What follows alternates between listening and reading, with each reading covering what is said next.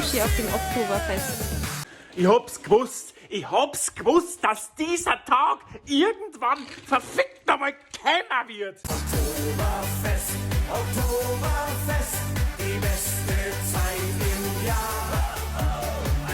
Ich muss mich noch ganz kurz drüber aufregen, ganz kurz, weil sonst rastet da drinnen komplett aus. Kruzifix, was ist denn das schon wieder? Mit der Gemütlichkeit, so wie es immer war.